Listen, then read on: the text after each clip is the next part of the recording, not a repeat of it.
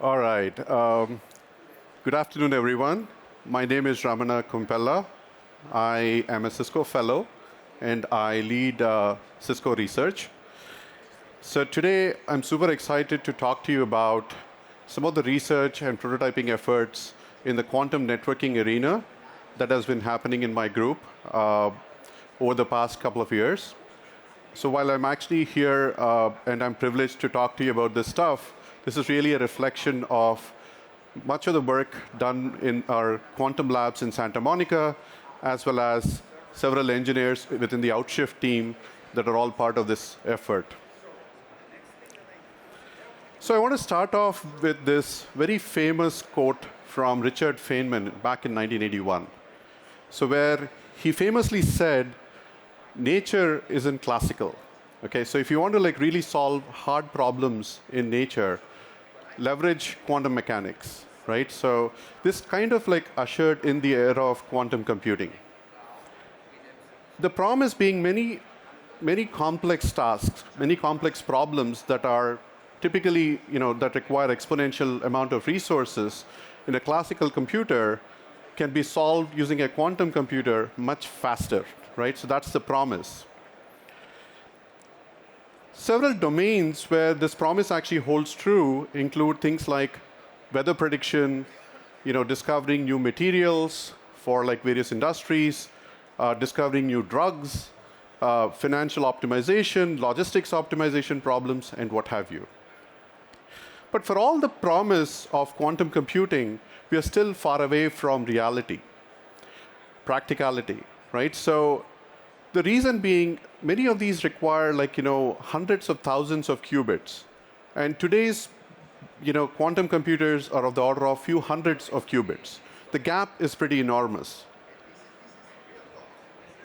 So how do we get to 100,000 qubits? So of course, we can keep building bigger quantum computers, but we can also take a page out of how classical infrastructure has scaled well with the help of a scale-out kind of an approach. So essentially, the goal here is to basically interconnect a bunch of these quantum processors using a quantum network, okay? So once you actually connect them, then they can actually act like a gigantic distributed quantum computer. That can get you to this hundreds of thousands of qubits that you need to realize the promise of quantum computing. But you don't stop there. The supercomputing facilities of the future will actually leverage the quantum processors in addition to other types of processing that you have today, like CPUs, GPUs, DPUs, what have you. And what you need is really a network that can interconnect quantum processors with GPUs and CPUs and everything else. And that's what we're building at Cisco. So these dots represent different types of compute units that are all integrated into one gigantic data center, if you will. Okay, so I kind of maybe motivated a little bit about why quantum computing has a scaling problem. And of course, you need a quantum network to sort of interconnect all of them to build this gigantic data center. But it turns out classical computing has physics problem. So in other words, we are hitting the laws of physics for many classical applications. This includes things like, speed of light, for example, right? So for certain applications, especially in the fintech realm, speed of light can actually become an impediment.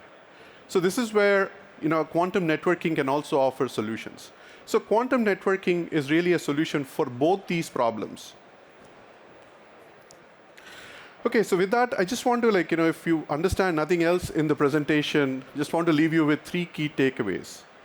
So number 1 is that quantum networking can accelerate the arrival of practical quantum computing by decades through a scale-out architecture. Number 2, quantum networking is actually completely different from classical networking. And I'll explain to you why and how to think about quantum networking in just a little bit.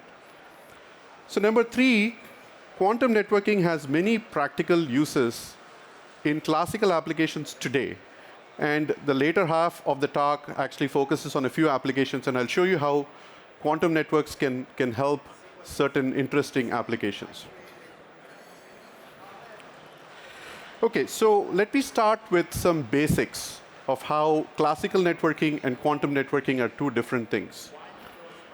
So in a classical networking, fabric, if you want to send information between Alice and Bob, typically this information is, encoded in bits, and these packets are traversing, switch by switch, hop by hop. Eventually, they reach the destination. In this case, Bob. So the network is actually used to transmit this information. Okay? This is all, classic stuff. Quantum networking, on the other hand, actually relies on something called entanglement. Okay, so entanglement, I want to explain entanglement. It's actually extremely hard, but I'll just laymanify the word entanglement a little bit here. So entanglement is, you can think of like, if you have two photons or two particles, if they're an entangled, state, essentially what that means is you cannot describe one or the other, right, in isolation. So in other words, the state of one photon or one particle effectively intrinsically describes the state of the other photon. And it doesn't matter how far these photons or particles are away, which led famously Einstein to say something like spooky action in a distance, right? So they could be like, right next to each other, they could be like miles apart. Doesn't really matter. So they are entangled in the sense that their states are correlated. Okay, so how does quantum networking leverage this property of entanglement? So first of all, unlike classical networking, it's not that information is directly going from Alice to Bob via a series of switches. In the quantum networking arena, what you have is this device called entanglement source. So the entanglement source is generating these photons that could potentially go to Alice and Bob, or any Alice and Bob, or any set of hosts, essentially. And if you want to transfer information or quantum information in the form of qubits from Alice to Bob, you can think of it as putting this information in a box that magically appears at the other side. Okay, so through what is known as teleportation. Now it appears like information is getting transferred from Alice to Bob almost instantaneously, but that's not actually accurate. Information does flow from Alice to Bob instantaneously, but in order for Bob to actually use this information, he still needs some classical information to flow through a classical network. So you cannot leverage this entanglement to transfer information from one entity to another entity. You still have the speed of light limits to actually extract the information. Okay? That's just to level set the discussion a little bit here. Okay, so now let's dig deeper into what it is that we are doing. What is Cisco actually doing in this space? So our vision is really to build the quantum networking solutions of the future to lay the foundations of a quantum internet. Much like how Cisco has helped build the foundations and foundational networking technologies in the classical realm. This starts with the interconnect that you need to interconnect multiple quantum processors within a data center, as well as across data centers. And there's also use cases where you could have quantum sensors that are located pretty much halfway across the world that are all jointly measuring some quantum phenomenon. And maybe you want to transport that information using a quantum channel to a quantum data center, right? In which case you need the foundations of a quantum internet, okay? In addition to that, as I mentioned before, there are also classical applications that can leverage the presence of this quantum network. And I'll go into some of these details later, but the quantum networking in the classical use cases can actually help with improving security, driving coordination between multiple remote parties without actually worrying about speed of light limitations, and precise time synchronization and so on and so forth that are not easily possible using a classical network. Okay, so here is what we have as a holistic quantum networking stack. At the bottom, you have a bunch of hardware devices, such as the entanglement source I talked about. You have switches, measurement devices like Bell state measurements and so on and so forth. You also have time synchronization, quantum memories, PQNICs. PQNIC is, I'll explain that, is a network interface card for the quantum world. And then you have the protocol stack that is on top of this hardware, which basically is a bunch of protocols to drive and distribute entanglements between various sources, and also do things like teleportation and entanglement swapping and so on and so forth. On top of this, you have these applications. So, on the left, you have quantum applications. So more importantly, the distributed quantum computing compiler that we have built. This is to basically take a big quantum algorithm or a circuit, break it up into smaller pieces, and distribute it across multiple quantum processors, along with quantum sensing applications as well. So those are the quantum for quantum, right? So in other words, quantum network for quantum applications. On the right, you have these quantum applications for classical, which is things like quantum sync, quantum alert, secure verification, position verification, and global time sync. So some of these we have actually announced in great detail in our annual quantum summit that happened last year, September. So we described many of these things and also have like demo videos that you can actually look at to understand them more. Okay, so in terms of advancements in hardware, so last May we announced a high fidelity entanglement source, or a chip, that generates 200 million entangled photon pairs per second.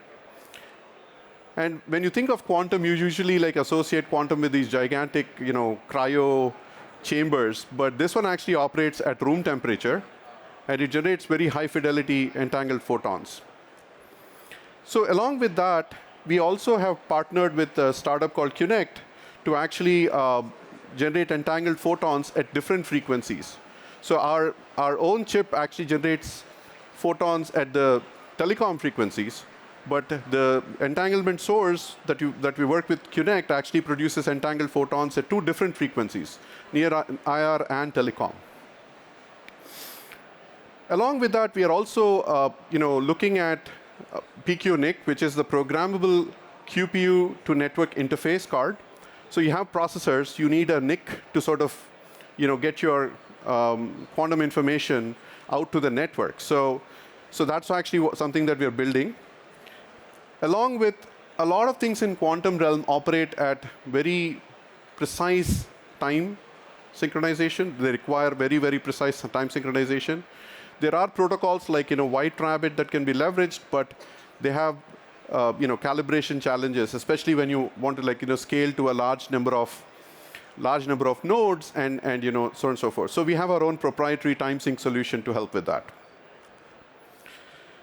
Okay, so those are the generic components that we are building around. But let me just deep dive onto the quantum data center portion of it. Okay, so what are we building as far as a quantum data center is concerned? So we are building a quantum network that is high fidelity, entanglement distribution based network to interconnect these quantum processors. And the interesting thing, is that this quantum network is technology agnostic. In other words, you must have heard of different types of qubits out there, like superconducting, ion traps, neutral atoms, and what have you. So what we are building is actually a quantum network that can interconnect these different modalities. It's also a multi-user, multi-tenant. So a lot of times when people talk about quantum networks, right, at least the ones out there, they're talking about maybe point-to-point links, or maybe a small ring topology that can connect like a few nodes. But what we are really building is the quantum network of the future that can interconnect many hundreds to thousands of quantum computers, okay?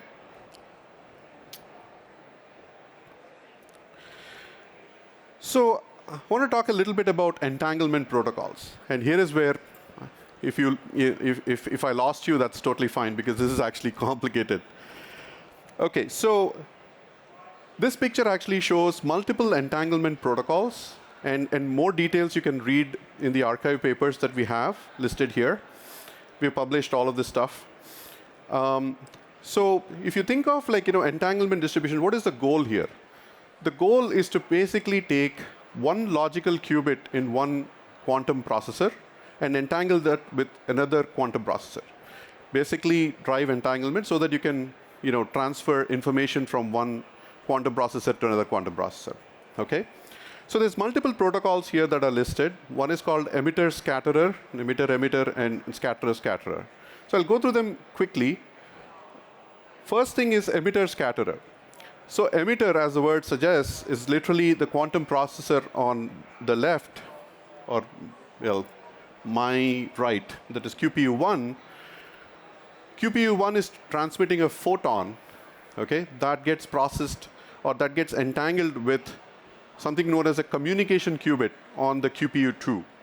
Okay, so the PD there is a photon detector. The photon detector basically tells you that the entanglement, whether it was successful or not. And once that is successful, you're ready to teleport your information from QPU1 to QPU2. So emitter-emitter protocol actually works by sending two photons from QPU1 and QPU2 and letting them interface or interact at this Bell state measurement device in the middle. And if that is successful, that typically entangles the end-to-end logical qubits. And finally, you have this scatter-scatter protocol where you have two distinct entanglement sources, right, emitting entangled photon pairs that are basically entangling with the communication qubits on QPU1 and QPU2. But you also have this Bell state measurement device in the middle, which actually forces entanglement. So in other words, think of it as a transitive entanglement that results in an end-to-end entanglement. Okay? So these three protocols are designed to actually cater to different types of architectures and different types of devices that you have and so on and so forth. The choice really depends on how far they're apart, how far your hosts are apart, what type of technologies they use, and so on and so forth. And you can find a lot of these details in the papers. Okay, so the next important part of the whole thing is actually something called error correction. Now, error correction is not unknown to folks. In the networking world, we use error correction all the time, right? It's a very similar concept in quantum computing. And quantum noise is actually very real, which actually means that errors are very real. And if you don't take care of these errors, the quantum computer will produce results which are not very useful, right? So you got to take care of these errors as quickly as possible. So the way quantum error correction works is you actually take a qubit and encode that, okay, using multiple physical qubits. Okay, so one such encoding is called a surface code. A surface code is basically literally taking some n by n, kind of like a matrix or a 2D lattice, actually, two-dimensional lattice. You choose some n number of physical qubits to encode one logical qubit, okay? And periodically, you actually verify whether these physical qubits are all in agreement with each other or not. And if you detect any kind of inconsistencies, it's typically easier to actually error correct them, which is to actually maybe change the polarization in this particular case or what have you, okay? So, but errors need to be corrected at every stage so that errors don't propagate and you're not wasting your computational results. Now, what gets interesting is the moment you actually switch from a single quantum processor to now distributed quantum processing, right? So you're not thinking of local error correction alone. You need to be able to think of the surface code, the one that basically takes a bunch of these physical qubits and extend them across processors.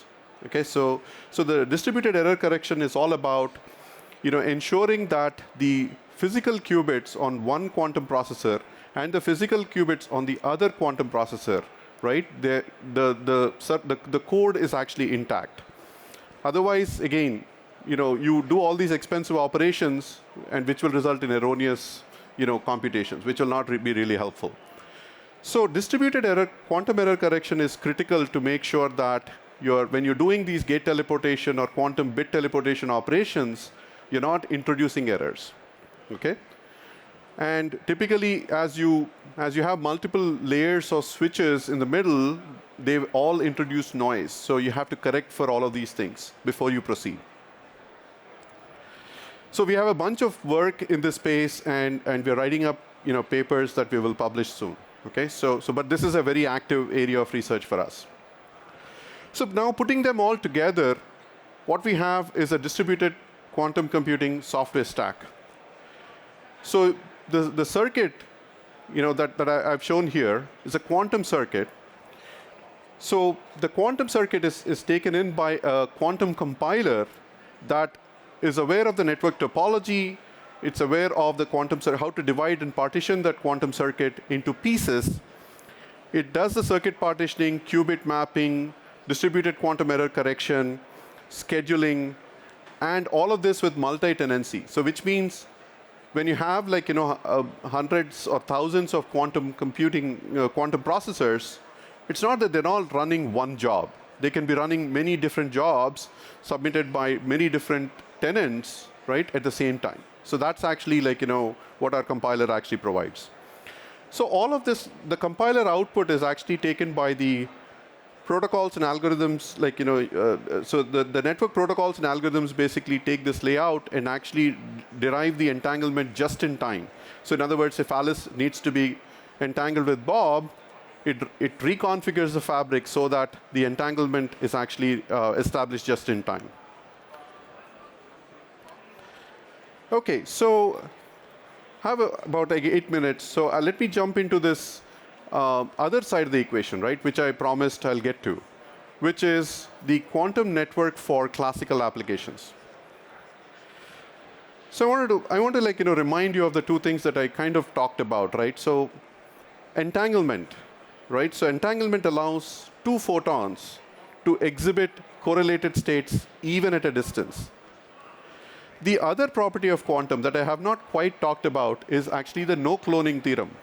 So the no-cloning theorem suggests that you can't clone quantum information. You can, of course, teleport, which is like a move operation, but you can't copy the quantum state from one machine to another. So the key question that we have asked ourselves is, can classical networking applications take advantage of both these properties, entanglement and no cloning? Turns out these are the set of applications that can benefit from this. So one of them is called decision coordination, and the decision coordination is we have implemented a version of this, and we call it quantum sync. And the idea is to drive instantaneous decision coordination between two parties with the help of something called quantum telepathy. And this has implications in the fintech industry, especially HFT and so on and so forth. Another application that takes advantage of this is something called secure position verification.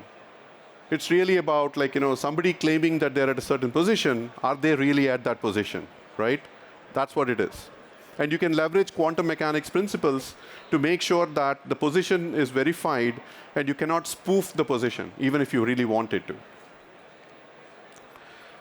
Two other applications, right? So ultra-precise time synchronization, right? So entanglement can be leveraged to do time synchronization as well. And finally, eavesdropper-proof security. So which is around, can you leverage quantum no-cloning theorem to ensure that if there is an eavesdropper in the middle, you can actually figure this out. And this actually has implications for things like harvest now, decrypt later attacks, which are basically around some attacker trying to collect the packets and wait for a cryptographically relevant quantum computer to be invented and decrypt it later, because that's what it is. Harvest now, decrypt later. So if you can detect an eavesdropper using the quantum mechanics principles, then maybe you can catch these attackers if they're actually trying to really harvest these packets. Okay, so let me walk you through the decision coordination problem. So you have Alice and Bob separated by, tens of kilometers. And Alice and Bob wants to make a coordinated decision. That is, if Alice wants to maybe buy a stock, maybe Bob should also buy that stock, or vice versa. I'm kind of using an analogy with stock trading because it's a fintech application. And okay, so one way to do it is, Alice made a decision based on some local phenomenon. Like, for example, it's seeing a continuous, barrage of trades, and it kind of made a decision to actually sell or buy a particular stock. Of course, you can transmit that signal to Bob, right, over the fiber, and Bob then knows that Alice made the decision, and then you can, of course, use that decision to sort of do it in a coordinated manner. Okay, so this is actually this is pretty normal for distributed systems, but it turns out, this strategy, is not necessarily the most optimal, and you can leverage entanglement distribution to do better than the classical approach. So here you have an entanglement source that pre-distributes these entangled photons to Alice and Bob, and both Alice and Bob, make local measurements on that entangled photons, and they actually do it, make their decisions in a coordinated manner that way. And it turns out if they do it this way, the winning probability is actually higher than the classical approach, than any possible way you can actually leverage classical networking. And that's pretty powerful for fintech providers. So there's a lot of details I'm obviously skipping through. This is the devil is really in the details and the math, but there is a clear quantum advantage here. Okay. Another application, like I mentioned, right, so is the eavesdropper detection problem, where you have Alice and Bob communicating over fiber, potentially long distance. And the goal here is to basically make sure that if there is somebody in the middle tampering with your photons, like literally maybe put an optical splitter and started sucking photons out, right, to measure and figure out what's happening, or maybe do the harvest now, decrypt later kind of attacks. Can you detect it with the help of quantum? And it turns out you can because of this entanglement property and no cloning theorem, right? So you can send entangled photons to Alice and Bob, okay? And you'll make local measurements, and you check for coincidences out of band. If somebody is tampering around, which is basically literally doing measurements on the photons, then it will appear like, I'm not able to get my entangled photon. The loss rate will be high, because somebody's sucking up photons, and that will actually reflect on the loss rate. Now, intelligent attacker can say, I sucked up photons, but maybe I'll inject those photons back. But that's where entanglement, and no cloning theorem comes into picture, because nobody can clone the entangled state.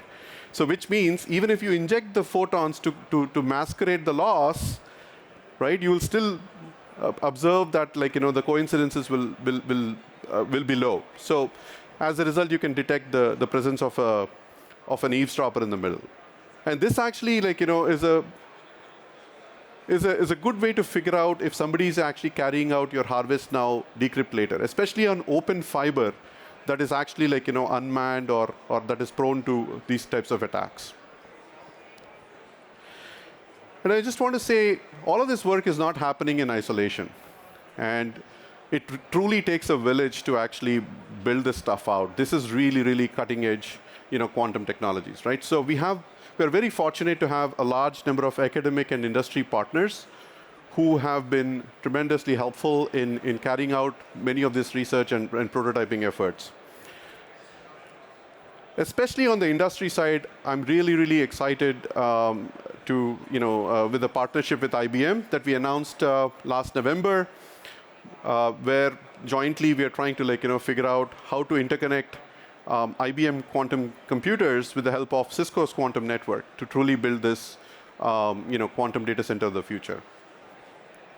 We have other partnerships in works as well, especially in the fintech industry, aerospace industry, telecom industry, and so on and so forth. Okay, so I want to get back to the 3 key takeaways that I actually started out with. 1, quantum networking can accelerate the arrival of practical quantum computing by decades through this whole scale-out architecture. quantum networking, as I explained, is completely different from classical networking. And finally, quantum networking has many practical and commercial use cases in the classical world today, in addition to, of course, the quantum computing world of the future. With that, I thank you so much for your time listening in, and thank you.